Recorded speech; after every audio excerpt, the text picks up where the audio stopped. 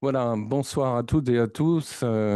Merci d'être venus si nombreux pour une conférence rare qui porte sur le Turkménistan, qui est un pays généralement méconnu et pourtant essentiel, comme nous allons l'aborder. Pays évidemment d'Asie centrale, frontalier et de l'Afghanistan et de l'Iran. Donc, pays au carrefour, évidemment, des grandes tensions régionales, mais pays qui a un avenir certain, étant donné, par ailleurs, ses ressources gazières infinies, qui intéressent, bien sûr, traditionnellement, depuis toujours, les Russes, plus récemment les Chinois, et plus récemment encore l'Union européenne.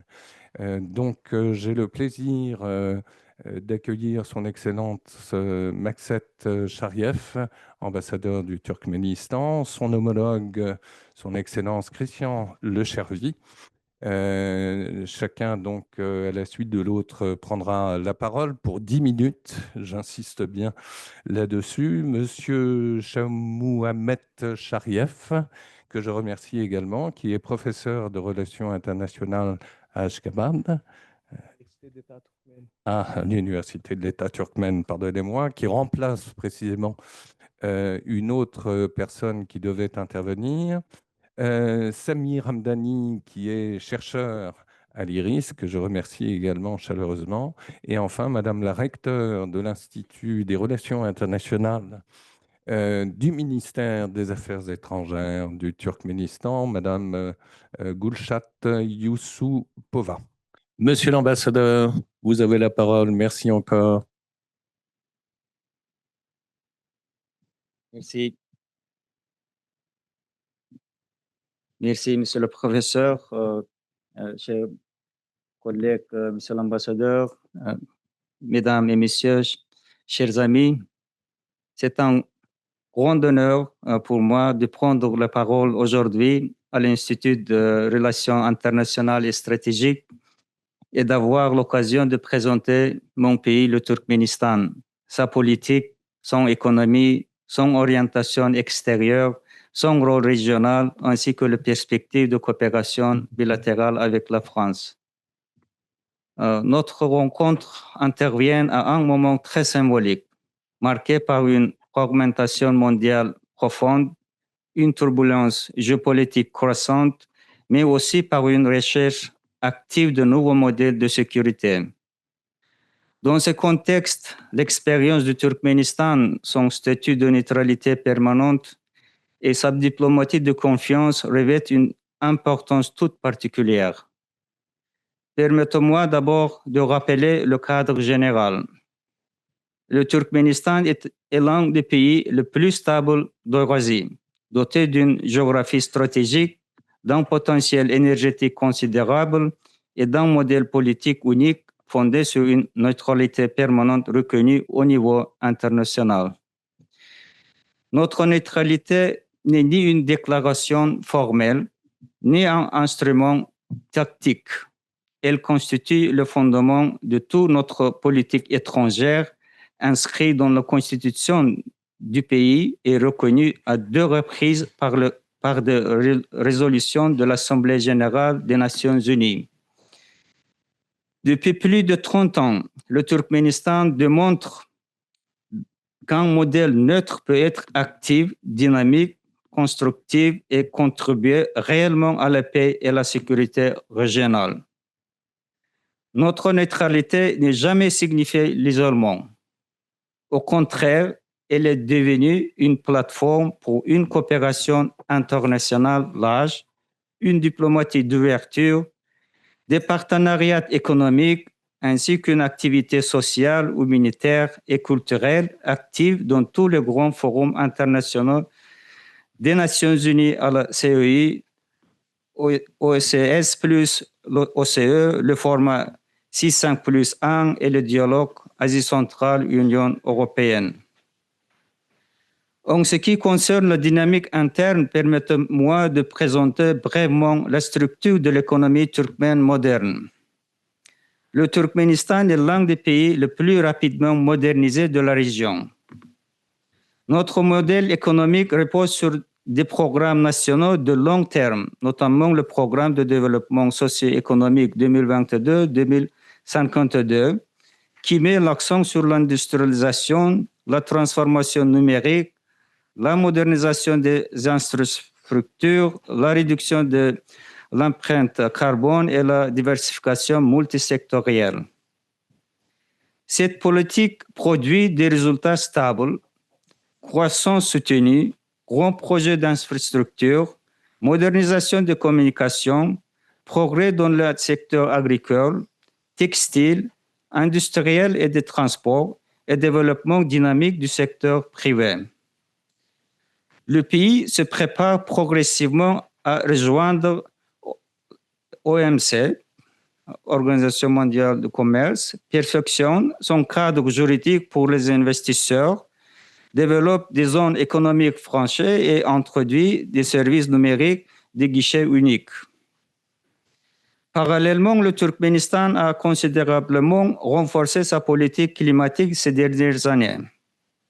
Nous avons ratifié l'accord de Paris, mis à jour la stratégie nationale sur le climat, présenté notre contribution déterminée au niveau national et créé une commission interministérielle sur la réduction des émissions de méthane. À la COP 28 de Dubaï, le Turkménistan a officiellement rejoint l'engagement mondial sur le méthane et met en œuvre de manière cohérente les obligations qui en découlent. Une feuille de route nationale a été adoptée. La modernisation technologique des sites de production est en cours et les sources internationales indépendantes confirment déjà une baisse régulière des émissions. Pour nos partenaires, donc la France et l'Union européenne, il s'agit d'un signal clair. Le Turkménistan n'est pas seulement un fournisseur majeur d'énergie, mais aussi un acteur engagé dans l'agenda climatique mondial et prêt à développer des projets écologiques communs. Permettez-moi d'aborder un domaine vital, l'énergie. Le Turkménistan est l'un des plus grands centres énergétiques d'Eurasie. Notre pays dispose de vastes réserves de gaz naturel, d'une infrastructure d'extraction modernisée et d'une stratégie fondée sur 3 principes: fiabilité, diversification et bénéfices mutuels. Les gisements géants de Galkanish constituent notre principal actif. Son développement s'inscrit dans un modèle en 7 phases conçu pour plusieurs décennies. Sur cette base, le gazoduc Asie centrale Chine, d'une capacité allant jusqu'à 55 milliards de mètres cubes, fonctionne avec succès. Une 4e ligne est en préparation, ce qui porterait la capacité totale à 65 milliards de mètres cubes. En parallèle, le Turkménistan met en œuvre le projet TAPI, Turkménistan, Afghanistan, Pakistan, Inde. Le tronçon afghan est entré en phase active et ce projet est considéré comme l'une des initiatives pouvant transformer la carte énergétique de l'Asie du Sud et stimuler la croissance régionale. Nous développons également l'industrie gazière et pétrochimique, production de polymères, d'engrais, d'électricité, mise en service de complexes modernes tels que l'usine de carburant synthétique à Akhal ou les complexes de Guyanli sur le Caspien. Le Turkménistan modernise ces technologies, renforce la captation du gaz et développe les énergies renouvelables. Cette évolution nous conduit naturellement vers la dimension européenne qui revêt un potentiel considérable. Je tiens à souligner un point essentiel. Nos ressources gazières ne sont pas seulement un élément de notre économie. Elles constituent un instrument important de bien-être, un facteur de stabilité pour l'Asie centrale et une contribution réelle à la sécurité énergétique euro-asiatique. L'énergie a toujours été un domaine qui rapproche les nations. C'est pourquoi nous souhaitons que les ressources turkmènes soient présentes sur le marché international de manière large et fiable. La diversification vers l'Europe fait partie de notre stratégie à long terme. Les discussions entre l'Union européenne et le Turkménistan sur la livraison de gaz sont en cours et je suis convaincu qu'elles ouvrent des perspectives réelles. Ce dossier ne concerne pas uniquement l'infrastructure et les chiffres. Il s'agit d'une coopération politique plus large.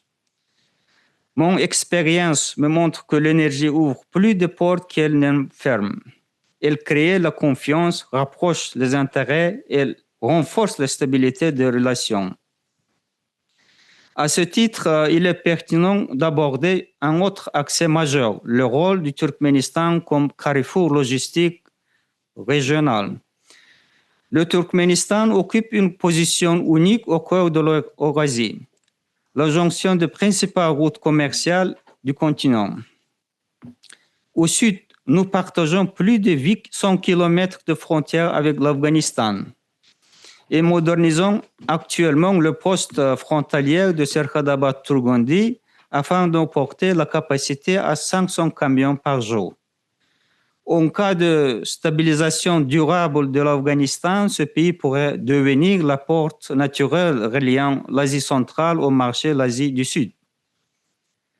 Le Turkménistan joue également un rôle actif dans le développement du corridor transcaspien, le corridor moyen, reliant la Chine et l'Asie orientale à l'Europe via l'Asie centrale, la mer Caspienne, le Caucase du Sud et la Turquie.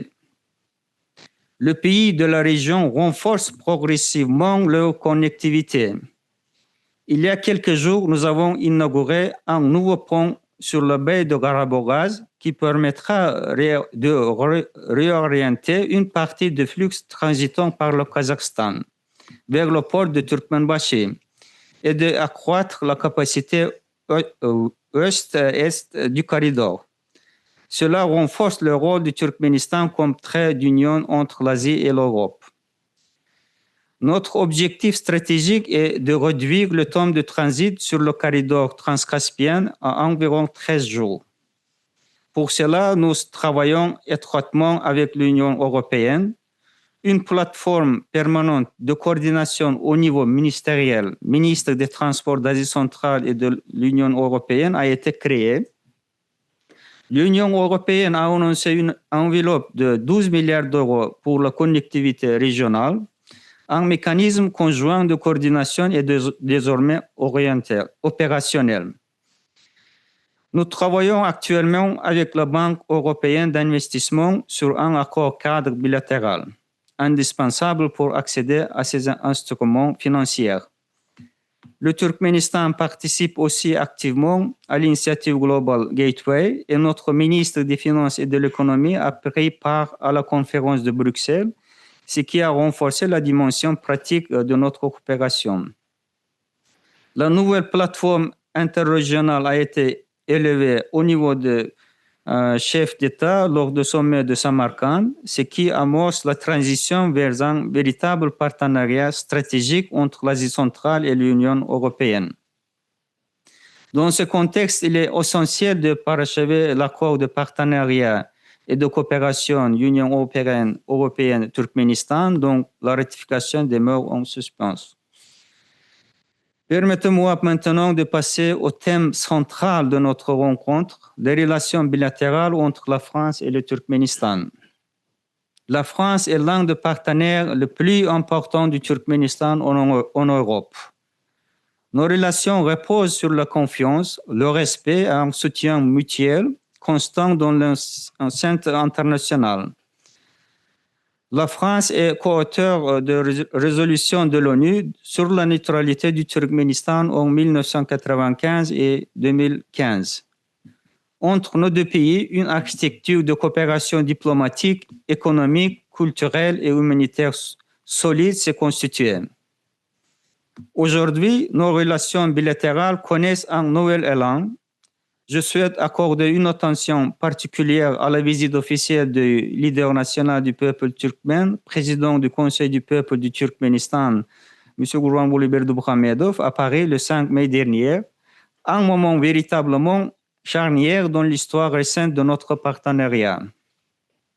Cette visite visait à porter notre coopération à un niveau qualitativement nouveau dans tous les domaines: politique, économique, éducation, culture, sciences et technologiques. L'entretien avec le président de la République française, M. Emmanuel Macron, au Palais d'Élysée, a constitué le point culminant. Les discussions se sont déroulées dans un esprit de confiance et de vision stratégique. Le président Macron a réaffirmé l'intérêt de la France pour un partenariat élargi avec le Turkménistan, pays neutre, responsable et moteur de stabilité régionale. La partie turkmène a souligné que la neutralité permanente constitue le fondement de notre politique extérieure, garantissant ouverture, prévisibilité et stabilité dans nos relations avec la France. La composante économique de la visite a été tout aussi importante. À Paris s'est tenu un forum économique turkmène-français réunissant les dirigeants des principales entreprises de deux pays. Le leader national a présenté aux partenaires français un large éventail d'opportunités d'investissement, industrie gazière et pétrochimique, technologie spatiale, agriculture, gestion de l'eau, construction, pharmacie, écologie et innovation.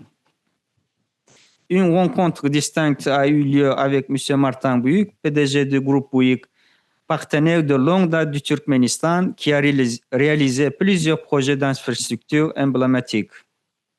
L'un des résultats majeurs de la visite a été la signature d'un ensemble substantiel de documents, parmi lesquels mémorandum d'entente entre le ministère de la Communication, Turkmengaz, le ministère de l'Agriculture, le Comité d'État des ressources en eau et les entreprises françaises Airbus Defense, Space, IGN-FI, Suez International, Kairos, portant sur les télécommunications, les technologies spatiales, la gestion de l'eau, les systèmes géoinformationnels, le suivi des ressources naturelles et l'industrie gazière.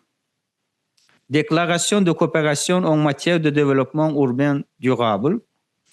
Feuille de route 2025-2026 sur la coopération universitaire et les échanges éducatifs.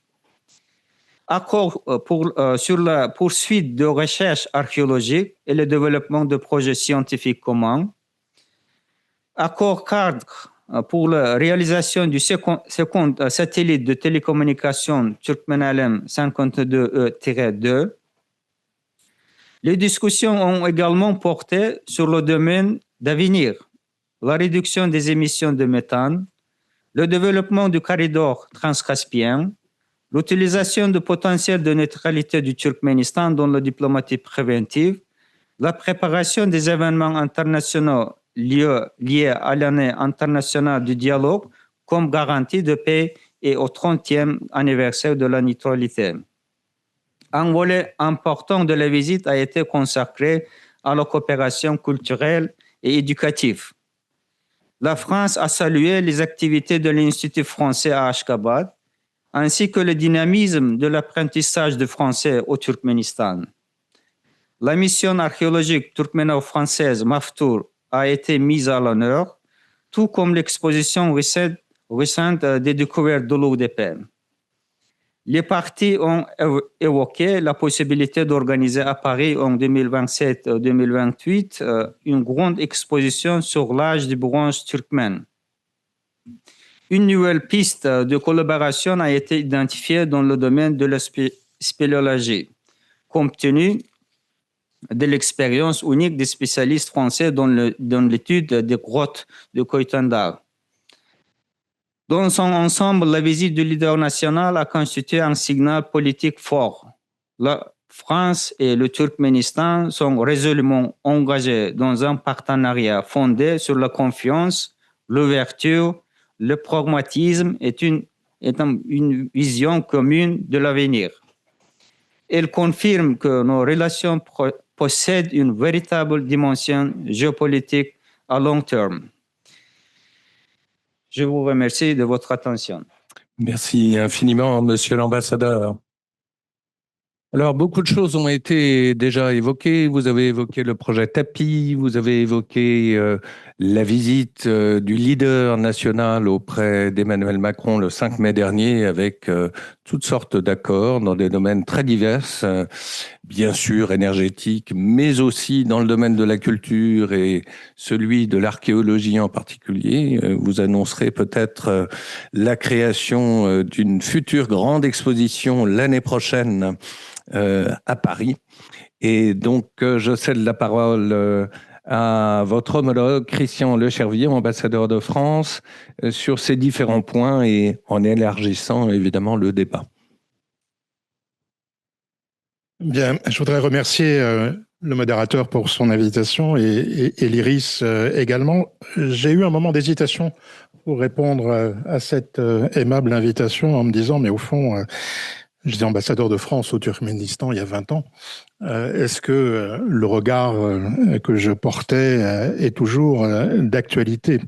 Au fond, le pays a à la fois beaucoup changé par le développement de ses infrastructures, de sa connectivité intérieure, de ses espaces urbains. Mais il est aussi demeuré un peu le même par bien des aspects. Et je voudrais insister sur cette continuité parce que elle est un des facteurs de la relation bilatérale entre la France et le Turkménistan. Premier élément, l'ambassadeur Chariev l'a rappelé, la neutralité permanente. La neutralité permanente, c'est à la fois un narratif, c'est quelque chose qui est reconnu par les Nations Unies, nous l'avons nous-mêmes porté dans cette enceinte, mais cette neutralité, au fond, elle définit le mode opératoire de la diplomatie d'Ashgabat, en définissant dans quelle organisation internationale elle investit, dans quelle autre elle se montre plus distante. Et ce positionnement lui a permis d'accueillir, je dirais, un certain nombre d'instruments, notamment des organes des Nations Unies pour la prévention des conflits. Donc il y a un récit politique qui a de la continuité et, je vais dire, une certaine substance, non seulement à l'échelle régionale, mais aussi à l'échelle multilatérale. La deuxième permanence, me semble-t-il, dans la politique turkmène, c'est la multivectorialisation de sa politique énergétique. L'ambassadeur Cheriev l'a rappelé, c'est à la fois la connexion avec l'ex-espace soviétique. Les infrastructures ont été bâties dans les années 70, mais moi j'ai pu observer en poste à Ashgabat, puisque c'était l'époque où effectivement le Turkménistan validait par les spécialistes dédiés ses ressources, quatrième ressource mondiale de gaz, et en tirer la conséquence pour bâtir un long gazoduc vers la Chine, qui aujourd'hui est le lieu d'exportation d'à peu près 70% de ses ressources, avec une volonté non seulement de maintenir les relations avec la Russie, mais aussi de pouvoir maintenir la relation, y compris de l'infrastructure, avec l'Iran. Je comprends que cette relation aujourd'hui renaît dans une certaine mesure, mais aussi d'imaginer d'autres vectorialités. L'ambassadeur le rappelait avec le projet avec l'Afghanistan et le Pakistan, mais aussi sur les projets transcaspiens. Donc on voit bien qu'on a une volonté de multivectorialisation, là aussi pas seulement par le propos, mais par des éléments tangibles d'une relation. Le diplomate aime beaucoup parler, j'en conviens, mais il y a un moment donné, il faut rentrer dans le dur et savoir traduire dans les faits ce que nous voulons faire en commun. Il y a un troisième élément qu'il nous faut prendre en compte parce que les relations diplomatiques, ce sont aussi des relations humaines. Il y a une singularité turkmène avec un exercice de pouvoir dans le temps. Le ministre des Affaires étrangères, aujourd'hui vice-premier ministre, Rachid Meredov, est l'un des architectes majeurs de la diplomatie du Turkménistan depuis un quart de siècle. aujourd'hui. Il y a aussi une continuité, au fond, des chefs de l'État, puisque le pays a connu 3 chefs de l'État en 35 ans, et j'allais dire même 40 ans, si on prend en compte que Saporat Niazov a été le secrétaire général du Parti communiste du Turkménistan à partir de 1985. Donc, nous avons là 3 instruments qui nous ont permis de bâtir les relations. Mais les relations, je le disais, c'est d'abord des relations humaines, mais aussi des process. Et il n'y a pas de process sans ambassades. Et je pense que c'était une décision majeure prise dans les années 90 de pouvoir établir une relation permanente avec le Turkménistan. M. Chariev, aujourd'hui, l'incarne à Paris. Je l'ai incarné un temps au Turkménistan, mais nous avons une ambassade depuis 1997. Et vous savez combien il y a des débats récurrents, y compris avec nos amis budgétaires, pour savoir comment doter les ambassades. Est-ce qu'un réseau universel fait sens? Comment on articule les ambassades avec des collaborateurs qui sont dans la région, à Bakou, à Moscou ou ailleurs. Mais nous avons cet instrument qui nous permet de construire dans le temps long la relation. Et j'allais dire, sans ces instruments, nous n'aurions pas donné 3... je cherche mes mots presque en français parfois, de benchmark, disons, de points d'accroche pour des visites présidentielles. La visite du président François Mitterrand en 1994 a été clairement un moment majeur, y compris marqué dans l'espace à proximité de la capitale. La visite du président Niazov en 1996, et puis les 2 visites auxquelles nous avons pu œuvrer ensemble avec l'ambassadeur Chariev, celle du président Berdimuhamedov en 2010, et puis la visite de 2025 auquel il était fait allusion il y a quelques instants du président du Conseil du peuple. Mais ces instruments diplomatiques, ils ont permis, je dirais, 2 choses qu'il nous faut garder en mémoire. Je crois que sans cet instrument, avec cet instrument, nous avons ouvert la voie aux relations avec l'Union européenne, non seulement avec une représentation permanente de l'Union européenne, ce qui n'existait même pas à l'époque où j'exerçais les fonctions. Et c'est quelque chose d'important à garder en mémoire aujourd'hui au regard des turbulences que nous connaissons avec la Russie, au maintien des relations avec l'OSCE. Et là, je crois qu'il y a une dimension, je dirais, très européenne dans la politique du Turkménistan. Le deuxième point sur lequel je voudrais insister, et l'ambassadeur l'a évoqué à plusieurs reprises, c'est que nos relations économiques se sont diversifiées. Certes, la dimension de la construction et de l'énergie sont importantes, mais au fil des années, la diversification, elle s'est conduite vers le secteur de l'agroalimentaire, de la pharmacie, de la chimie, de l'espace, des questions de sécurité. Et ça n'aurait pas été possible sans la mise sur pied d'un autre instrument. Et c'est en cela que notre relation devient une relation mature, qui est la Chambre de commerce France-Turkménistan.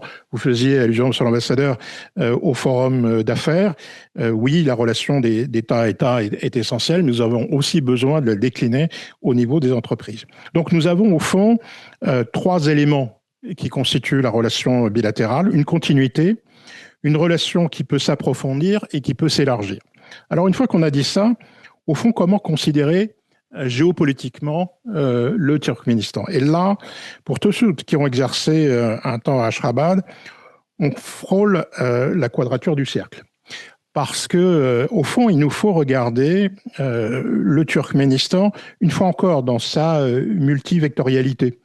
Et le recours à l'histoire et à l'archéologie, de ce point de vue-là, est parfois extrêmement intéressant. Je crois qu'il y a plusieurs dimensions dans la relation que nous avons avec le Turkménistan. La première, c'est évidemment la relation, je dirais, 1 plus Asie centrale, 1 plus 5. Et nous l'avons décliné, au fond, notamment avec la construction du dialogue européen. Et je crois que ce micro-régionalisme, il est très important parce que, au fond, il procède d'une évolution du multilatéralisme. Il y a aujourd'hui, de plus en particulier dans toute la région Asie-Pacifique, le développement de ce que j'appelle le mini-multilatéralisme ou le multilatéralisme. Et le Turkménistan, en dépit, je dirais, de son statut d'État neutre permanent, s'insère dans cette dynamique. Et je crois qu'elle est pas seulement celle de la France, on l'observe aussi dans le dialogue Asie centrale-Chine, Asie centrale-États-Unis. Une réunion à Washington autour de la Maison-Blanche vient de se tenir il y a quelque temps. Deuxième élément, il faut reprendre aussi les vectorialisations des autres. Incontestablement, quand on regarde la politique russe à l'égard de l'ensemble de la région, il y a une prise en compte des ex-pays issus de l'URSS et au fond un modèle relationnel post-soviétique qui est en cours d'évolution. Et ce domaine, il est très important parce que il définit à Moscou notamment, je dirais, des éléments de posture, de narratifs différents de ceux que nous employons. L'ambassadeur a à plusieurs reprises évoqué l'Eurasie. C'est un concept à la fois qui fait polémique, parfois porté par des excès par certains auteurs, d'ailleurs que je retrouve, y compris dans mes fonctions actuelles en Birmanie. Loughinine était à Naypyidaw il y a peu de temps. Mais il nous faut nous interroger au fond sur ce qu'est cet entre-deux de l'Asie centrale et auquel participe le Turkménistan. Parce que ce que nous voyons réapparaître devant nous, en particulier sur les grands projets d'infrastructure, c'est une connectivité des anciennes routes caravanières.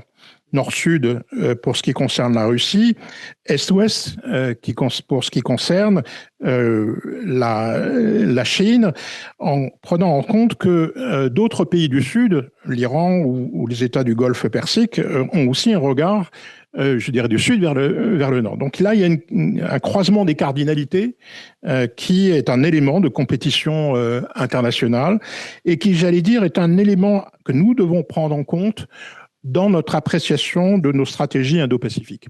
En effet, je suis de ceux qui pensent que l'Indo-Pacifique, c'est pas seulement un enjeu de maritimité, c'est aussi un enjeu de connectivité globale du monde occidental et de l'Europe avec l'Asie. Et de ce point de vue-là, historiquement, le Turkménistan et la zone de la mer Caspienne ont toujours joué un rôle important. Au fond, dans nos stratégies, et je vais terminer sur ce point, il nous faut articuler les trois dimensions des politiques asiatiques, trois dimensions asiatiques propres au Turkménistan de par son position charnière aux confins de l'Asie de l'Ouest.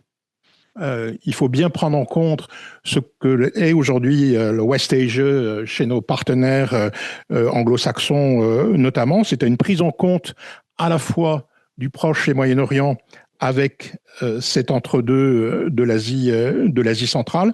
Et on le voit dans la mise en œuvre d'un certain nombre d'instruments de coopération. Alors, tous ne sont pas des instruments de coopération auxquels le Turkménistan s'est joint. Je pense notamment à l'Asian Cooperation Dialogue. Deuxième dimension, c'est évidemment l'adossement du Turkménistan à l'Asie du Sud. J'étais ambassadeur au moment où les forces françaises étaient engagées en Afghanistan. Je remercie le soutien que les autorités d'Ashgabat ont apporté régulièrement aux évacuations sanitaires de nos soldats engagés en Afghanistan. Il y a une gestion de frontières compliqué, pas seulement d'un point de vue d'ordonnancement politique, mais aussi dans des menaces que sont le trafic de stupéfiants ou les trafics humains. Et cet adossement, il est à prendre en compte, d'autant plus que beaucoup de pays d'Asie du Sud développent leur propre stratégie vers l'Hinterland. C'est vrai du Pakistan, c'est vrai encore plus peut-être de l'Inde, y compris dans la compétition entre l'Inde et le Pakistan. La dernière dimension, c'est que, je l'ai évoqué, il faut prendre en compte l'Asie centrale comme un des acteurs, une des périphéries de nos stratégies indo-pacifiques. C'est un élément de la connectivité dans le domaine du ferroviaire. Ça l'est aussi dans le domaine aérien. Ça, je suis bien placé pour le savoir.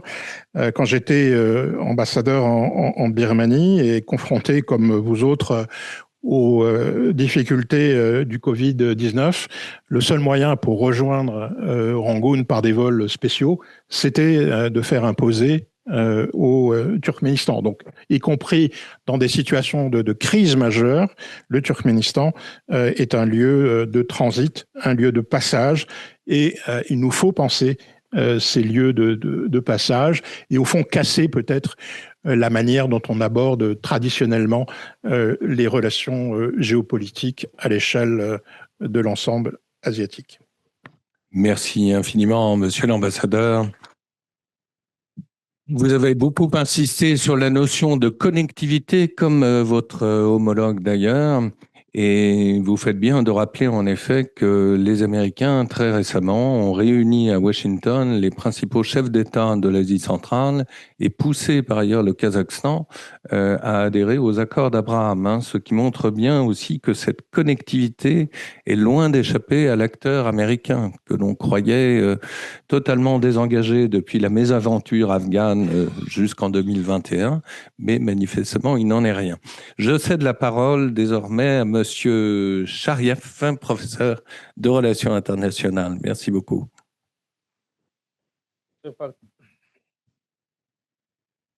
Ça marche? Ça marche. Le Turkménistan et la France, tout en accordant une attention particulière aux projets éducatifs et de recherche scientifique, ne cessent de renforcer leur collaboration culturelle et humanitaire. Une importance spéciale est accordée à l'étude et l'enseignement de langue française au Turkménistan. Les activités de l'Institut français opérant sous l'égide de l'ambassade de la France sont devenues de plus en plus dynamiques. Le Centre culturel Jules Verne, initialement ouvert à Ashgabat, poursuit désormais sa mission d'enseignement du français à la population turkmène au sein de l'Institut français du Turkménistan. Actuellement, la langue française est enseignée à l'Université d'État turkmène Martunkuli, à l'Institut turkmène national et des langues mondiales Devlet Mehmet Azadi, à l'Institut des relations internationales du ministère des Affaires étrangères et à l'Université internationale des sciences humaines et du développement, ainsi que dans les nombreuses écoles secondaires à travers le pays.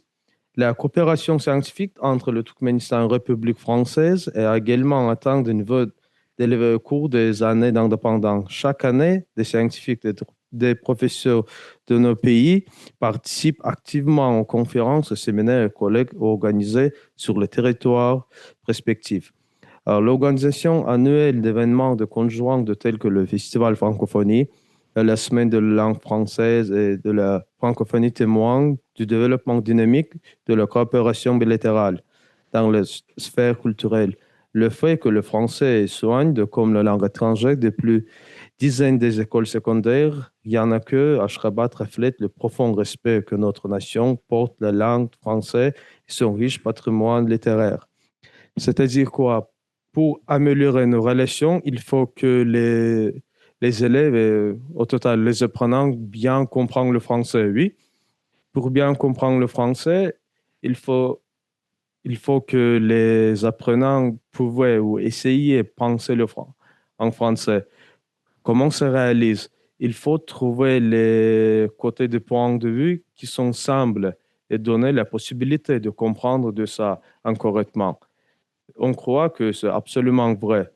Entre nous, les francophones et les turkmènes, il y a, s'il s'agit des structures phonétiques, pour nous, il est très facile de prononcer vos sons et pour vous aussi, parce que dans nos langues, ici, il y a les sons nasales, etc. Et d'autre côté, c'est le plus général, il faut trouver les idées principales qui sont simples entre nous. Par exemple, pour trouver les idées qui sont simples entre nous, il faut trouver les figures littéraires ou historiques qui donnent, qui plantent ces idées, ces informations entre nous. Par exemple, c'est le Martin Ferraghi. Pourquoi on choisit actuellement ce poète? Il est un grand philosophe. Comme les Français savent, il y a trois grandes idées: amitié, fraternité et égalité. Le Martin Ferraghi, toujours dans ses œuvres, écrit ces grandes, on peut dire, étapes d'évolution entre les peuples. Par exemple, il faut être amis. Après, on évalue, on seront les frères. Et entre les frères, il faut former les relations et législatives. Et pour ça, les poèmes de Martin Luther Hagi est plus nécessaire. Et surtout, parmi les figures qui en rapprochent nos peuples faroïs et mutuels et littéraires, patrimoine respectif, surtout grand penseur et le poète Martin Luther Hagi. Les Français de 1852, des années, certains les poèmes de Martin Poli sont parus dans ces revues françaises traduits par érudit Adolphe Brûlé. Dans ses œuvres, on a déclaré que tous les peuples, toutes les nationalités doivent être égales et doivent être frères pour obtenir, les, obtenir le grand paix. D'une importance particulière de leur recueil de poésie Martin Hagi, c'est-à-dire les poèmes de Turkmène, publiés en français auparavant 1975. Après, on a publié 2012. Et ce sont les livres qui sont préparés pour la publication avec la participation de l'UNESCO et l'Institut national des langues et civilisations orientales, INALCO, en France. Et les poèmes ont été traduits par le turkmène vers le français par Louis Bazin et Petrov Boratov. Parallèlement, la poésie de Martin Collet, introduite en 1998 du poème des épiques nationales de Turkmène, le livre de Degorkut, pour le public national, le public français a été rendu possible grâce aux efforts du professeur Louis Bazin, qui est érudit le turc Altan Gökalp. Et c'est-à-dire quoi? Comme je suis professeur, les étudiants doivent bien comprendre pourquoi il est nécessaire d'apprendre le français. Il est difficile un peu pour, si les élèves ne comprenaient pas pourquoi, il est nécessaire d'apprendre le français, pas l'anglais et les autres langues. Oui, bien sûr, il faut apprendre presque toutes les langues mondiales, mais moi, je comprends que essayer de penser en français, c'est nécessaire. Si les élèves ou les apprenants, si commencent par les élèves, après les étudiants commencent à français, ce sera mieux que ce sera être comme la langue natale, je pense que. Et pour obtenir tout ça, on va améliorer et on améliore les programmes éducatifs. On donne beaucoup d'informations modernes et surtout, euh, j'insiste que apprendre la langue sans littérature, c'est impossible. Il faut que les Turkmènes et les Français bien savoir les littératures étrangères. Par exemple, si les Français commencent à lire la poésie de Martin Poli, les œuvres de Martin Poli, on va trouver beaucoup de choses françaises parce que on donne les idées simples. Et attirant l'université de Martin Poli résiste dans l'humanisme de son cœur qui battait pour l'unité, l'amitié, la prospérité du peuple, de ses voisins et toutes les humanités. Sa poésie exprime une profonde préoccupation pour bien-être moral et spirituel de l'humanité dans son ensemble. Aujourd'hui, les œuvres du grand philosophe poète turkmène Martin Koli transcendent les frontières nationales et servent d'appel universel de l'humanisme à la compassion à travers le monde. La renaissance mondiale de la poésie de Martin Mulfari témoigne de la profondeur de l'harmonie de sa vision philosophique du monde et l'humanité et de la société, tant dans leur dimension spirituelle et terrestre. En ce conséquence, quel que le soit genre sur lequel a basé l'œuvre le poète, sa perspective approfondie sur l'univers, l'humanité et de la société s'il rêvait. Grâce à nos politiques de la porte ouverte du Turkménistan, les relations humanitaires vastes et fructueuses avec les pays les plus développés du monde, y compris que les nations européennes, surtout les Français aussi, sont constamment renforcées, restant le refermement attaché des liens paternels avec le Turkménistan et la République française. Continueront à développer et à considérer leur coopération multiforme dans tous les domaines politiques et diplomatiques, commercial, économique, culturel et humanitaire, et surtout scientifique et éducatif de la santé, pour le bien-être et la prospérité dans les deux pays et de leur peuple. Je vous remercie pour votre attention. Merci.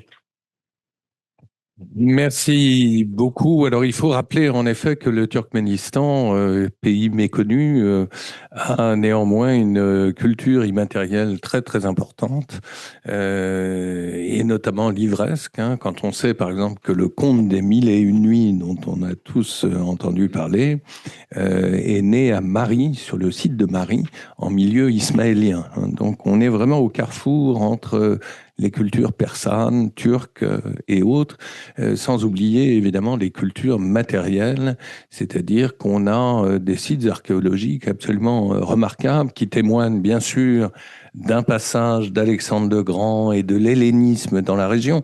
On pense à Nissa, mais vous avez aussi des villes, on en parlait avec Christian Bourdeil et Monsieur l'ambassadeur il y a quelques mois, tout à fait remarquables, qui datent de la fin du néolithique, donc qui sont contemporaines de Mohenjo-Daro, de Babylone, etc. Donc, c'est un pays qui a des ressources, évidemment, sur le plan culturel très importantes, et on est très heureux, en effet, qu'il puisse s'ouvrir aussi à la culture française. Alors, sans plus attendre, parce que je vois que le temps tourne, je cède la parole à notre collègue de l'IRIS, Sami Ramdani. Bonsoir à tous, merci d'être venus. Alors moi, je vais vous parler gaz naturel, parce que c'est ma spécialité et ça tombe bien, c'est également celle du Turkménistan. Donc les ventes de gaz naturel représentent les trois quarts des exportations totales du Turkménistan. Ces exportations de gaz, elles ont atteint un sommet en 2008 lorsque le pays a envoyé 45 milliards de mètres cubes vers la Russie. En 2023, le Turkménistan a exporté presque 40 milliards de mètres cubes, majoritairement vers la Chine. La Chine s'est progressivement imposée comme le principal débouché pour le gaz du Turkménistan, passant de 52% des exportations du pays en 2012 à 80% en 2022. Mais le pivot vers l'Est de Gazprom, que l'entreprise russe souhaite accélérer du fait de son retrait du marché européen dans le contexte de la guerre en Ukraine, place le Turkménistan dans une situation de concurrence exacerbée. En effet, Force de Sibérie 1, Power of Siberia, que vous voyez sur la carte, achevé en 2019, a dépassé sa pleine capacité de 38 milliards de mètres cubes en 2024. À cela s'ajoute un projet de gazoduc d'une capacité de 10 milliards de mètres cubes qui reliera la Chine aux ressources de Sakhaline, que vous voyez en Extrême-Orient ici, et qui pourrait atteindre sa pleine capacité d'ici 2030. Surtout, le projet le plus important de la stratégie chinoise de Gazprom, c'est le Force de Sibérie 2, Power of Siberia 2, au milieu de la carte ici, qui doit relier donc la Russie à la Chine via la Mongolie et qui pourrait voir le jour après 2035. Gazprom, sans même avoir construit ce projet encore, est déjà devenu le plus grand fournisseur par gazoduc de Chine depuis février 2024, dépassant pour la première fois le Turkménistan. Et donc, l'approvisionnement de Gazprom exerce déjà une pression à la baisse sur les prix futurs des livraisons de gaz turkmènes vers la Chine. Dès les premières livraisons de Gazprom à la Chine en 2019, le gaz russe était vendu moins cher que le gaz turkmène. Ayant perdu le marché européen, Gazprom pourrait être enclin à proposer des prix encore plus bas en cas de nouveaux contrats. Cela permet à la Chine d'exiger des réductions de prix du Turkménistan, notamment pour les volumes supplémentaires qui pourraient arriver par la ligne D qui fut évoquée tout à l'heure, donc la ligne D du Central Asia China Gas Pipeline. Cette ligne doit ajouter entre 10 et 30 milliards de mètres cubes, je n'ai pas encore vu les designs finaux, aux 55 milliards de mètres cubes que les trois lignes existantes permettent déjà de transporter. Mais sa construction elle est actuellement suspendue en raison des difficultés que les partenaires chinois et turkmènes ont pour s'accorder sur les prix du gaz. Outre la concurrence russe, la société mère de PetroChina, CNPC, exige un rabais du prix du contrat d'approvisionnement relatif à la ligne D, au motif qu'elle a investi dans les champs gaziers du Turkménistan. Donc pour se défaire de l'extrême dépendance au marché chinois, le Turkménistan souhaite augmenter et diversifier ses exportations de gaz, mais peine actuellement à trouver de nouveaux débouchés. Le pivot vers l'est de Gazprom limite la possibilité pour le Turkménistan de diversifier ses exportations régionales. Sur le marché ouzbek, Turkmengaz peut fournir du gaz très compétitif en raison de la courte distance entre ses principaux gisements et les principaux centres de consommation d'Ouzbékistan. Pourtant, en dépit de contrats de court terme signés entre le Turkménistan et l'Ouzbékistan en décembre 2022 et en août 2023, les perspectives d'une implantation plus profonde de Turkmengaz sur le marché ouzbek semblent limitées par la signature en octobre 2023 d'un contrat de 2 ans prévoyant que Gazprom exporte au minimum presque 3 milliards de mètres cubes vers l'Ouzbékistan. Et en réalité, l'entreprise russe espère en exporter 11 d'ici 2026. Ensuite, avec le Kazakhstan, depuis un accord stratégique signé avec Kazakhgaz et Turkmengaz à la fin de 2024, le Turkménistan étudie la possibilité de projets d'exploration conjoints. L'approfondissement de la relation avec Kazakhgaz pourrait permettre au Turkménistan d'exporter vers le Kazakhstan, mais sur ce marché aussi, la concurrence de Gazprom se fait sentir. D'ailleurs, le 12 août 2024, le ministère des Affaires étrangères du Turkménistan a publié une déclaration critiquant la coopération gazière entre la Russie, l'Ouzbékistan et le Kazakhstan. Dans ce document, le vice-président de la société d'État Turkmengaz dénonce la volonté de la Russie d'utiliser le Central Asia China Gas Pipeline pour exporter son propre gaz vers la Chine. Selon lui, seul le gaz du Turkménistan, d'Ouzbékistan et du Kazakhstan devrait pouvoir transiter via ce gazoduc.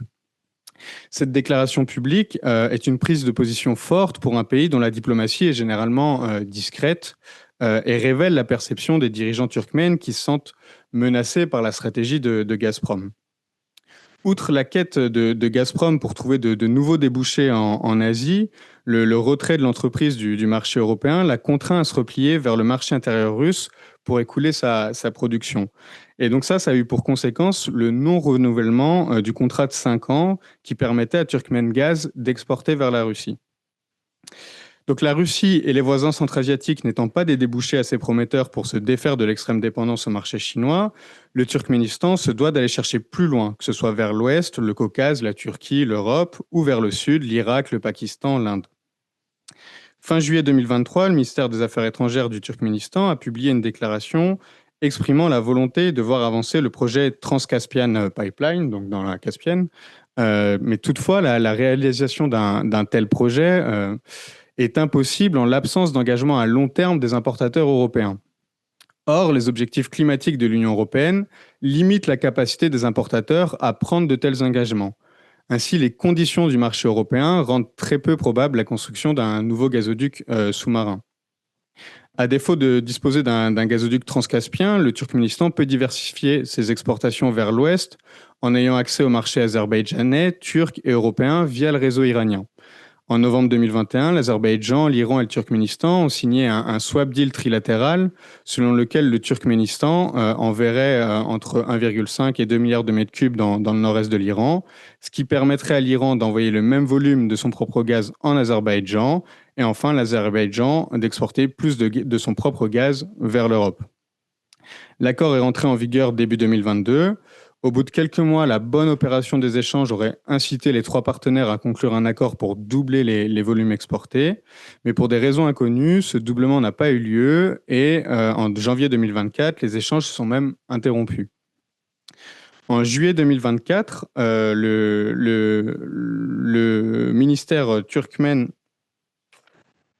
le ministère turkmène des Affaires étrangères a déclaré qu'Ashgabat, Téhéran et Bagdad avaient signé un swap deal visant à exporter 10 milliards de mètres cubes du Turkménistan vers l'Irak via le territoire iranien. Il semblerait toutefois que les États-Unis s'opposent à la mise en œuvre de l'accord dans le cadre de leur stratégie visant à étouffer économiquement l'Iran.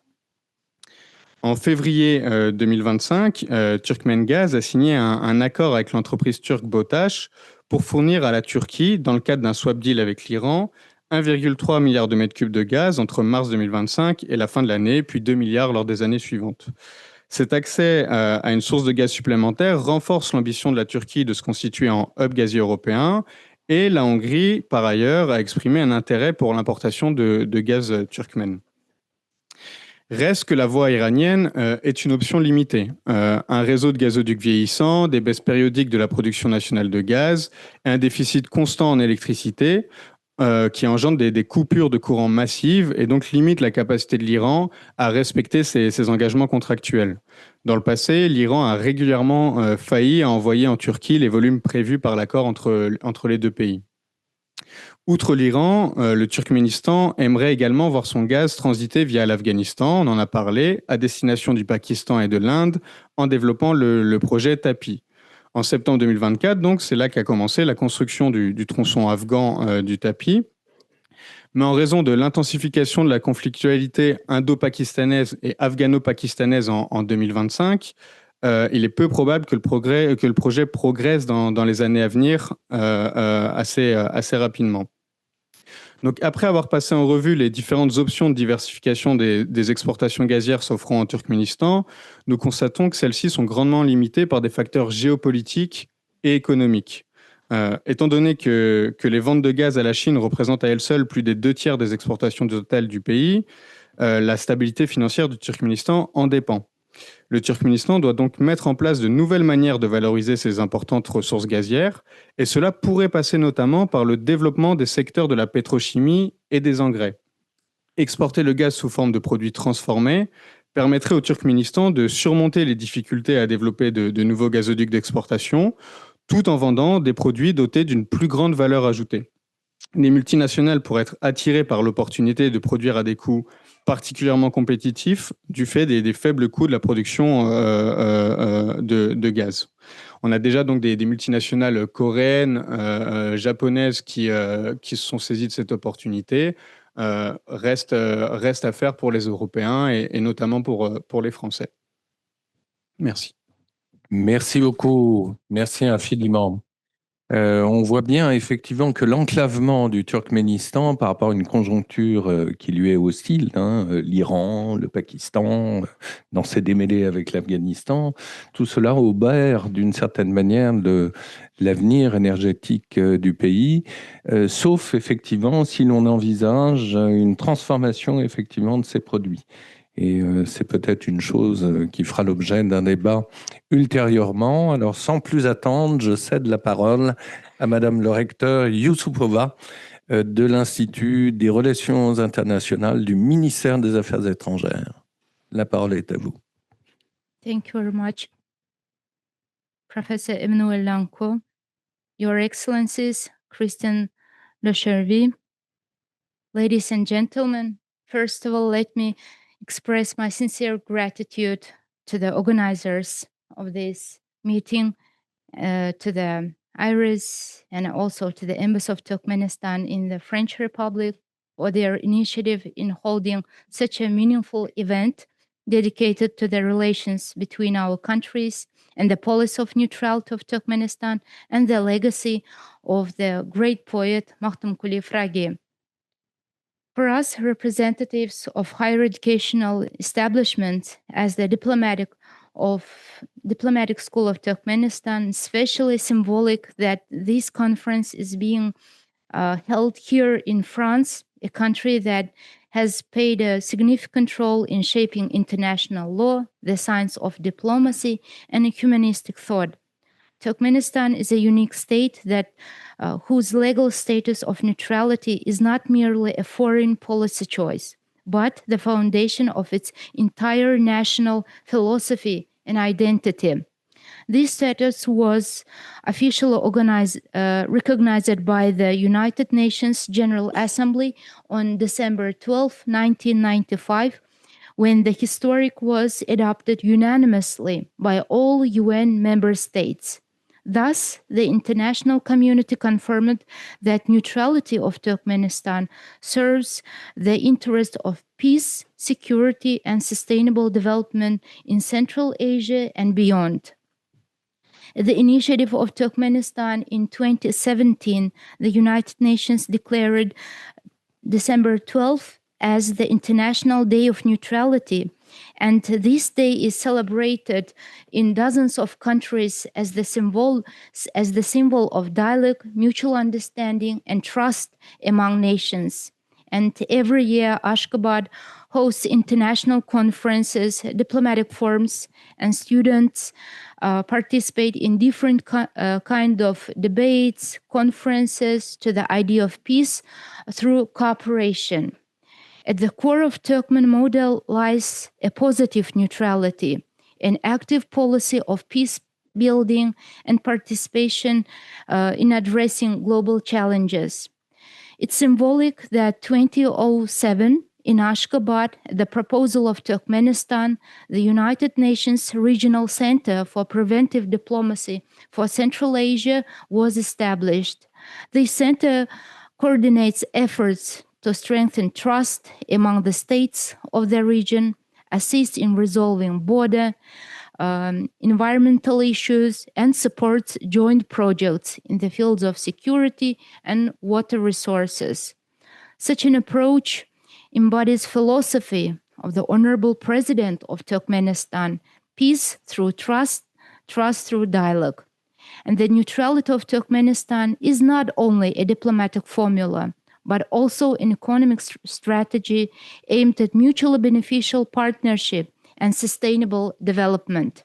We attach special attention to the education, science, and culture within the policy of neutrality as the main conduits of the idea of peace. On April 28, 1994, during the Francois Mitterrand's first visit to Turkmenistan, the agreement on cooperation in teaching languages between the governments of Turkmenistan and the French Republic was signed. And since that year, French language and literature have been taught at Makhtumkuli State University and the Devlet Mehmet Azadi Turkmen National Institute of World Languages. On September 5, 2023, the Memorandum on Cooperation in the Field of Education between the Minister of Foreign Affairs of Turkmenistan and the Minister for Europe and Foreign Affairs of the French Republic was signed in Paris. In addition, there are more than 20 schools, secondary schools, teaching French, and approximately about 19,000 students learn French language. And the number of participants in the DELF exams, which determine the level of French language proficiency, organized by the Embassy of the French Republic in Turkmenistan, is increasing year by year. Since 2021, the French Language Training Center Institute Française of the Embassy of the French Republic in Turkmenistan has been holding a ceremony to award winners of the French language competition on the occasion of the International Day of Francophonie. On April 5, 2025, the winners of the competition were awarded as usual at the Institute of International Relations with the participants of the Serge Bellini, the regional attaché for educational cooperation of French Republic's representative office in Tashkent. And indeed, peace begins not with the signing of treaties, but with the enlightenment, mutual respect, and understanding. The Institute of International Relations of the Ministry of Foreign Affairs of Turkmenistan, which I have the honor to represent, plays a key role in this process. The Institute trains a new generation of diplomats, scholars, analysts capable of conducting intercultural dialogue, safeguarding national interests, and simultaneously building bridges of cooperation. Neutrality, in our understanding, is also an intellectual stance, a commitment to balance, objectivity, respect for diverse perspectives. These are the qualities we seek to instill in our students, the future representative of Turkmenistan on the international stage. Ladies and gentlemen, a separate and very important part of my address is devoted to the relations between Turkmenistan and France, a country with which we share a long-standing traditions of dialogue, cultural exchange, and mutual respect. Our relations are built on the principles of equality, mutual benefit, and respect for national identity, which fully correspond to the spirit of Turkmen neutrality. Diplomatic relations between Turkmenistan and French Republic is enhancing year by year. And I want to say that our scientists work together with French partners, are working on projects related in different spheres, and these clearly reflect our shared priorities for sustainable development and are harmony with the spirit of Turkmen neutrality, which is oriented toward the balanced interests of global stability. The relations between Turkmenistan and France extend far beyond economic sphere. Their true strength lies in cultural and educational exchange, which fosters mutual understanding between our peoples. Their true strength, as I mentioned, lies on the French language, which is actively taught in Turkmenistan, and Turkmenistan are functioning representatives of the French Institute, Campus France, and Alliance Française, which promote educational programs and academic mobility. And Turkmen students study in universities of Paris, Lyon, Toulouse, and Rennes, gaining not only academic knowledge, but invaluable experience in intercultural community. In turn, the Institute of International Relations of the Ministry of Foreign Affairs annually hosts French guests, diplomats, and professors and cultural figures, and organizing the Francophonie Weeks, students of Olympiad, literary evenings dedicated to the French culture.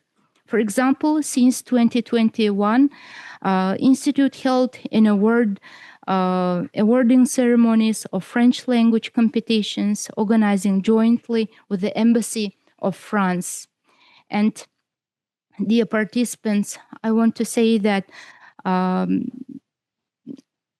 strengthening of scientific and educational cooperation is one of the priority directions of Turkmenistan's foreign policy, and it's in this sphere that we see the great potential for partnership with France.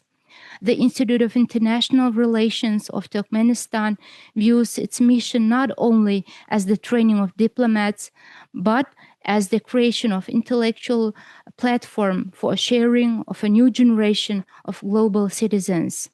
And I want to say that just in a few weeks, on the 12th of December, the whole world will celebrate the International Day of Neutrality, established on the initiative of our country. And for us, it's not merely a holiday, but a reminder that peace, dialogue, and mutual understanding require daily effort in politics, in economy, and especially in education. The neutrality of Turkmenistan is not principle of foreign policy. It's the inspiring philosophy that teaches us to see strength in diversity, progress in cooperation, and in science, education, the path to lasting peace. So may friendship and partnership of Turkmenistan and France continue to grow stronger, and may our shared ideas be transferred into real projects, and may our students, scholars, diplomats keep building bridges of trust between our states. Thank you very much for your attention. Merci beaucoup, Madame le recteur. Alors, pour les non-anglophones, je vais traduire très rapidement et résumer. En rappelant deux choses.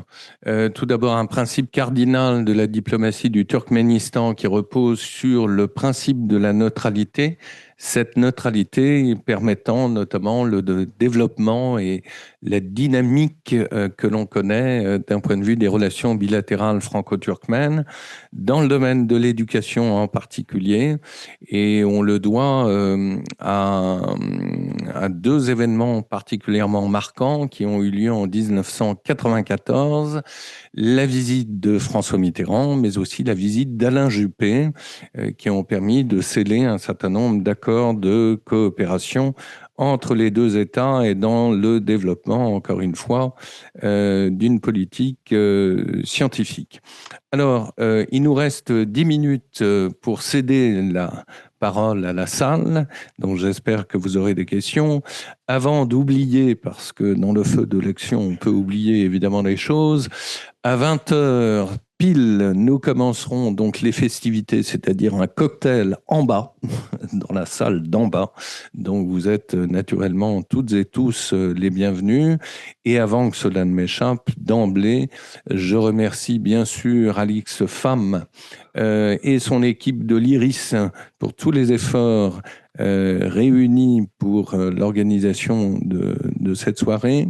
Le président des amitiés franco-turkmènes, Christian Bourdeil, sans lequel cette soirée tout simplement n'aurait pas eu lieu. Et enfin, Olivier Fossard, directeur de l'agence Continent Insolite, avec lequel nous allons organiser un voyage au Turkménistan au mois de septembre. Donc, si vous êtes intéressé, bien sûr, vous venez vers nous. Voilà. La parole est à vous. Nous avons plusieurs micros. 1, 2 questions, 3 questions, 4 questions. Voilà, commençons par là. Voilà. Bonsoir. Encore un grand merci d'avoir bien voulu pris l'initiative d'organiser cette conférence sur un sujet encore peu connu en France.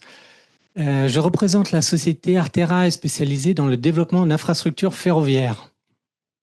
Et donc, on est très attentif au développement notamment du corridor Est-Ouest, corridor logistique qui implique la mise en place d'une voie ferroviaire à vitesse pas trop traditionnelle qui puisse réactiver justement ce flux logistique entre la Chine et l'Europe tout en contournant la Russie. Et donc ma question est donc à vous, membres du panel, Son Excellence, Monsieur Ramdani peut-être, êtes-vous au courant des projets logistiques concrets, et notamment donc, sur le rail, qui pourraient être amenés à traverser le Turkménistan et déboucher ainsi sur Bakou et l'Azerbaïdjan? Je vous remercie. Merci beaucoup. Samy, Christian, monsieur l'ambassadeur. Et si vous permettez, Bien sûr. je peux répondre à la question de vice-président de la société Arterail que nous connaissons bien. Il a visité plusieurs fois le Turkménistan. Je veux confirmer que le Turkménistan a commencé de travail pour la construction de chemin de fer entre deux villes, Ashgabat et Turkmenbashi. C'est 560 km de grande vitesse. Et je tiens à vous remercier pour votre participation. Comme j'ai bien informé, il y avait la visite officielle de notre leader national et nous avons abordé concernant le développement de corridors transcaspiens.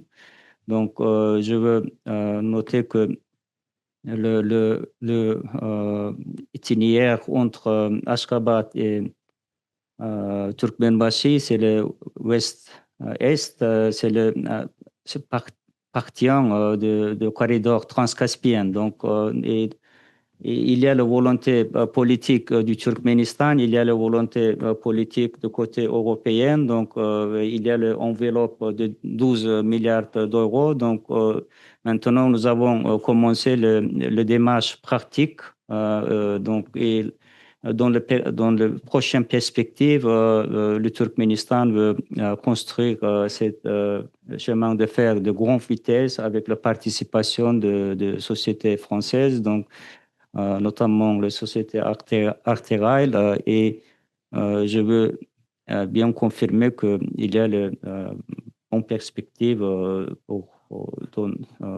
entre le Turkménistan et la France pour la réalisation de ce projet très important pour notre pays. Merci. Autre question. Voilà, monsieur. Ça marche? Présentez-vous, s'il vous plaît, titre, qualité, etc. Je m'appelle Leandro Slovinski, je suis le directeur de l'entreprise Bion Investments Group. Nous avons travaillé beaucoup en Asie centrale et aussi en pas mal de pays au monde. Nous représentons aujourd'hui 165 000 investisseurs étrangers basés en 48 pays, avec presque 60 milliards de dollars en investissement en tous ces pays-là, en plusieurs secteurs de l'économie. J'ai eu l'opportunité de voyager au Turkménistan plusieurs fois, avec aussi, on travaille proche avec l'ambassadeur de Turkménistan ici à Paris.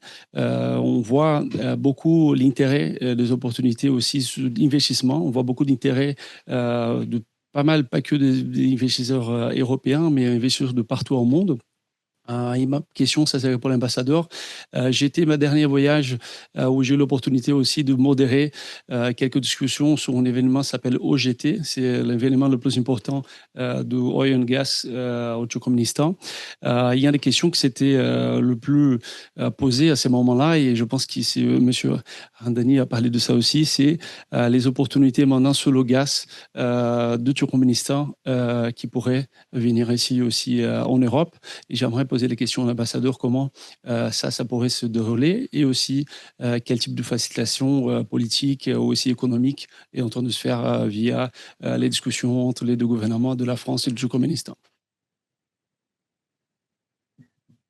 Merci beaucoup pour votre question.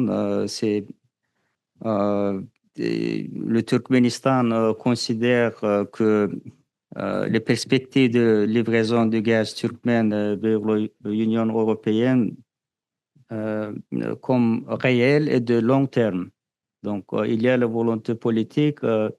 Notre ami M. Sami, il a aussi parlé à ce sujet. Donc, il y a la capacité. Nous explorons chaque année presque 80 milliards de mètres cubes de gaz, 40 milliards de mètres cubes de gaz nous utilisons au territoire du Turkménistan, et presque plus de 40 milliards de mètres cubes de gaz nous exportons vers la Chine, vers l'Ouzbékistan, vers l'Iran. Donc, il y a encore des perspectives.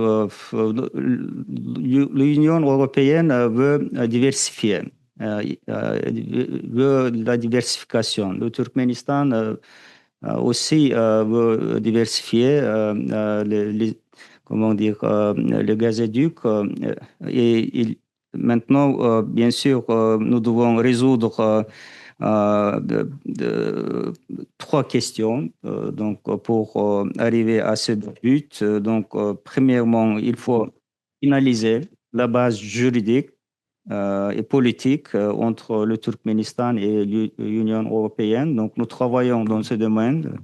Deuxièmement, nous devons bien sûr renforcer la coopération technologique en matière de climat et de surveillance environnementale. Donc, nous travaillons aussi dans ce domaine avec les partenaires européens, notamment des partenaires français. Donc, nous avons même signé un accord entre les sociétés Kairos et Turkmengaz. Donc, et troisièmement, bien sûr, nous avons besoin des investissements. Donc, nous voulons inviter les investisseurs européens. Le Turkménistan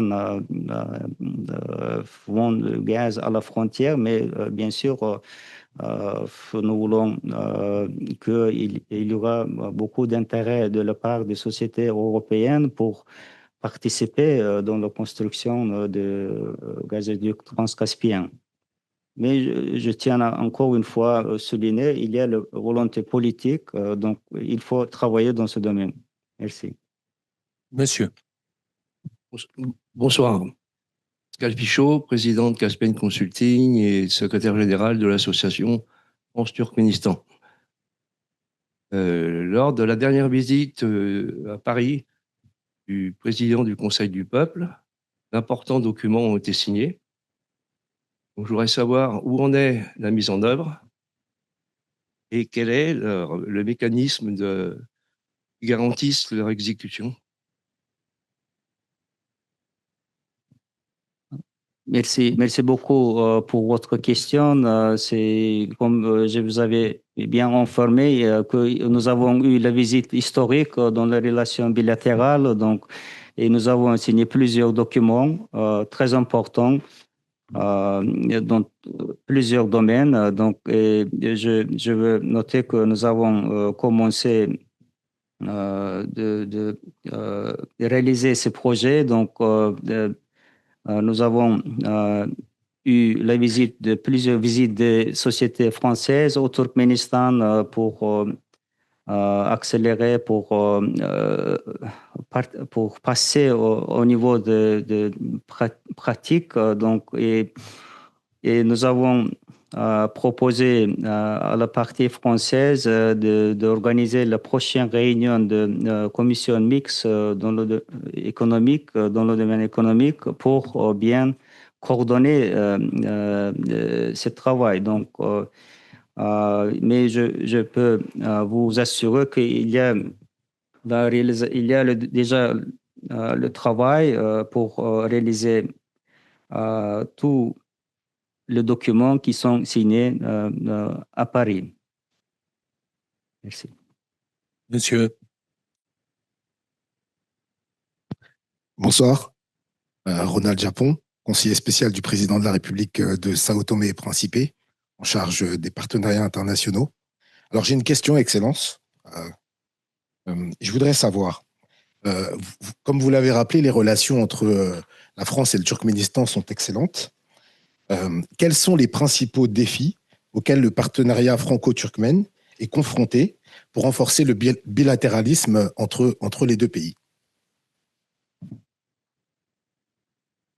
Merci beaucoup, Monsieur Japon, pour votre question. Donc, c'est très important. Donc, et comme les défis ne proviennent pas d'un manque de volonté politique, mais plutôt de la nécessité de moderniser les formats actuels et d'accélérer la mise en œuvre. Donc, mais on peut notamment citer que il y a nécessité comme institutionnalisation de dialogue Union européenne et Turkménistan, notamment l'absence de ratification de l'accord de partenariat et de coopération. Donc, nous travaillons dans ce domaine avec nos partenaires européens. Et donc, le besoin d'accroître les investissements directs et de lancer davantage de projets conjoints. Donc, la nécessité de surmonter les contraintes logistiques en Eurasie. Donc, tous ces défis sont surmontables et les deux parties montrent aujourd'hui une claire volonté d'avancer. Donc, mais nous devons résoudre ces défis et arriver pour développer nos relations bilatérales avec la France. Merci. Assalamu alaikum. Спасибо большое за приглашение. Thank you for invitation. Merci beaucoup pour l'invitation et pour l'organisation de cette belle journée aujourd'hui. Donc, Leili Karieva, musicienne, chef d'orchestre et fondatrice et directrice artistique de l'association culturelle Destan. Donc, nous sommes en train de préparer un festival et un partenariat fort avec le Turkménistan et les relations bilatérales entre la France et le Turkménistan, ainsi que l'Europe. Donc, ma question, Maksat Essienovich, c'est pour vous, à la fois pour vous, M. Tchariev, et Mme Youssoupova. C'est sur la question, comme il y a eu cette rencontre à l'Élysée, on aimerait savoir aussi quels sont les accords qui ont été pris par rapport à la politique culturelle extérieure et les relations au niveau de la culture avec la France, éventuellement. Voilà. Merci beaucoup. So, you want to translate maybe to Madame le recteur? Oui. Excuse-moi, je vais juste aussi un petit peu développer. Donc, c'est la question aussi, puisqu'on va mettre les partenariats avec les grandes institutions françaises et également, on va essayer de travailler avec l'ambassade de la France au Turkménistan et ainsi de suite, donc l'ambassade du Turkménistan en France. Et donc, on aimerait savoir aussi quelles sont les relations avec l'Institut français, ministère des Affaires étrangères, quelles sont les attentes et les besoins actuels par rapport à la culture, les échanges culturels. Merci. Commencez à répondre peut-être et Madame le recteur continuera.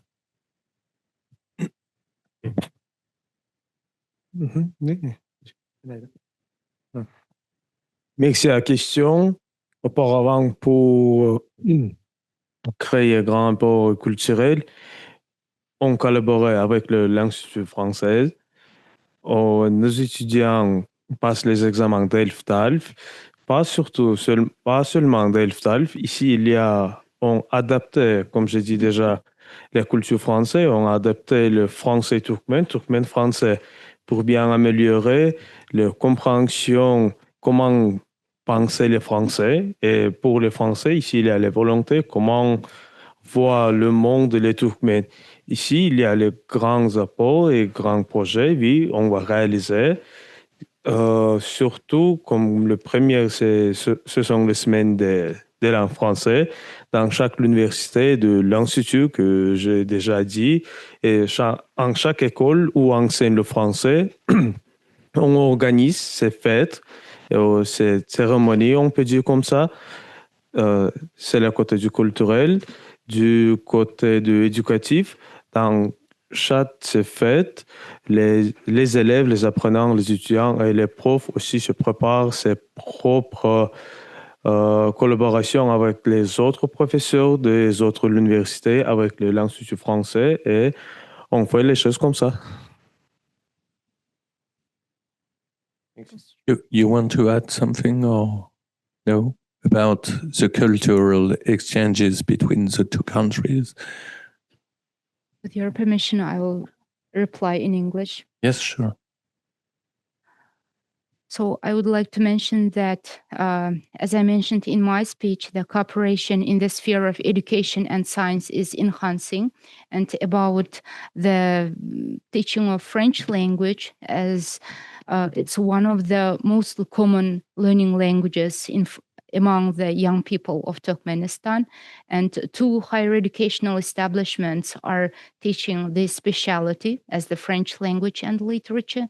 And from secondary schools, they start learning languages and especially French language. And about the exchange programs, as our colleagues mentioned, is among the teachers, because every year they have some professors mobility that they come, and there are many professors from France are teaching French language as the native speaker. They have lessons at the institutes, and I want to say that this gives the good opportunity to learn the language from the native speaker. And about the cultural events, I want to say that there are many. If you will see the websites of the cultural in our country is enhancing year by year, and the cultural days also is conducting in both countries. So thank you. Спасибо большое. J'ajoute que l'Institut dirigé par Madame le recteur forme les diplomates du pays, d'où évidemment l'intérêt de l'apprentissage de la langue de Molière. Alors, une question, ne les oublions pas, des internautes, de Monsieur Christophe Gérigny, et que j'adresse à Christian Le Chervy. Dans une région crispée entre Russie, Chine et Afghanistan, existe-t-il un espace pour une coopération sécuritaire discrète mais utile entre Paris et Ashgabat? Les questions de stabilité régionale et de sécurité ont toujours fait partie de la relation bilatérale. Ça prend plusieurs formes. D'abord, sous la forme du dialogue politique.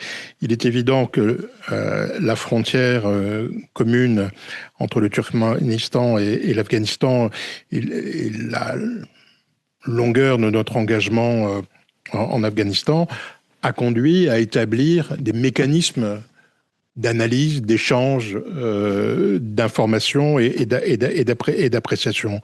Deuxième élément, sur les efforts de la communauté internationale, l'OSCE, l'Union européenne, les Nations Unies et les agences spécialisées. La question de la maîtrise des frontières, et notamment l'ambassadeur y faisait allusion tout à l'heure, la modernisation et l'adaptation aux nouvelles technologies des postes frontières, en particulier pour la lutte contre les trafics de stupéfiants, a été un élément important qui allait de la formation, le soutien aux brigades cynophiles, à l'organisation, je dirais, interministérielle. Donc, ce n'est pas un élément qui émerge aujourd'hui parce que la situation a évolué. Non, c'est un élément, je dirais, qui est une partie prenante de notre relation bilatérale, non seulement à l'échelle nationale, une fois encore, mais aussi à l'échelle de l'Union européenne. Merci beaucoup. Dernière question au centre et on continuera au cocktail. Merci beaucoup. Bonjour, merci pour votre présentation. Je vais être très bref. Je voudrais revenir sur le projet TAPI. Je voudrais savoir s'il y avait une vocation pour que celui-ci soit connecté au projet IMEC qui est porté par l'Union européenne.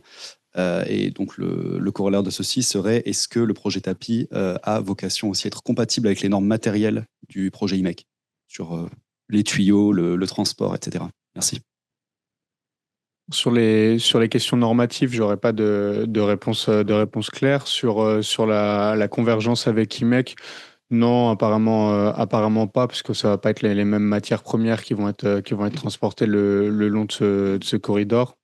IMEC, on est plus sur du maritime, bien qu'il y ait du terrestre, etc. Mais donc ça va pas être des longs tuyaux continus qui vont traverser les frontières. Donc c'est vraiment pour alimenter l'Inde en premier lieu. L'intérêt du Pakistan, c'est surtout les frais de transit, mais l'Inde a l'air de sortir peu à peu du projet, d'être moins intéressée parce que ça donnerait un levier géopolitique au Pakistan. Si l'Inde en sort, puisque le Pakistan va plus avoir les frais de transit, c'est plus intéressant pour eux. Et eux-mêmes sont en conflit en ce moment avec les Afghans, donc ça va être compliqué, quoi. Merci infiniment. Nous allons poursuivre ces échanges en bas, autour d'un cocktail. Merci beaucoup.